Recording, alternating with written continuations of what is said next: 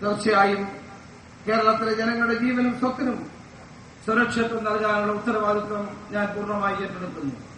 കേരളത്തെ ഒരു നിർഭയ കേരളമാക്കി മാറ്റുക എന്നുള്ളതാണ് എന്റെ മുമ്പിലുള്ള ഏറ്റവും പ്രധാനപ്പെട്ടത്.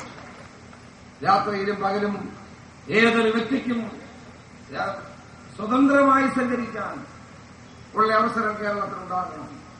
ഗുണ്ടകളെയും മാഫിയ സംഘങ്ങളെയും ഒരു തർക്കവും വേണ്ട അമർച്ച ചെയ്തുകൊണ്ടായിരിക്കും നമ്മുടെ ഗവൺമെന്റ് മുന്നോട്ട് പോകുന്നത്.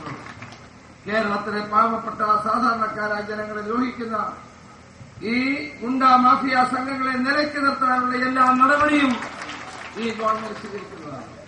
മാത്രമല്ല, നമ്മുടെ ഗുണ്ട ആക്ടിൽ സമഗ്രമായ ഭേദഗതി വരുത്താനുള്ള തീരുമാനത്തിലേക്ക് നമ്മൾ എത്താൻ പോവുകയാണ്. അതിനുവേണ്ടിയിട്ടുള്ള നടപടികൾ ആരംഭിച്ചു കഴിഞ്ഞിട്ടുണ്ട്. ഗുണ്ട ആക്ട് എന്ന് പറയുന്നത് കേവലം ഒരു നിയമനിർമ്മാണം മാത്രമല്ല, കേരളത്തിലെ മുഴുവൻ ജനങ്ങളുടെയും ജീവനെ ബാധിക്കുന്ന ഗുരുതരമായൊരു പ്രശ്നമായതുകൊണ്ട് ആ നിയമത്തിലെ പോരായ്മകൾ പരിഹരിക്കാനുള്ള നടപടികൾ ഞാൻ കൈക്കൊള്ളുന്നതാണ്. അതുകൊണ്ട് വരും ദിവസങ്ങളിൽ കേരളത്തിലെ പോലീസുകാർക്ക് വേണ്ടിയിട്ടുള്ള നിരവധിയായ പ്രഖ്യാപനങ്ങൾ അസംബ്ലിക്കകത്ത് ഉണ്ടാകും എന്ന് കൂടി മാത്രം പറയാൻ ഞാൻ ആഗ്രഹിക്കുകയാണ്. തർക്കമൊന്നുമില്ല.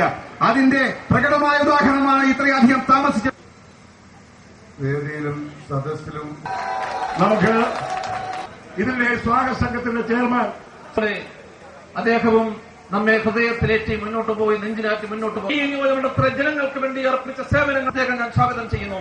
ഇനിയും സ്വാഗതം ചെയ്യും. ഹരിപ്പാട് ബോയ്സ് ഒരു ഹൈമാസ് ലൈറ്റിന്റെ പ്രകാശനം ആരുടെ തലയിലാണ് വീഴുന്നത്, ഏത് പാർട്ടിക്കാരുടെ തലയിൽ വീഴാൻ ചോദിക്കില്ല.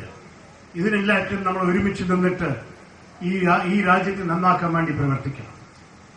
ശ്രീനാരായണ ഗുരു എപ്പോഴും പറയില്ലേ, മതം ഏതായാലും മനുഷ്യൻ നന്നാൽ മതി.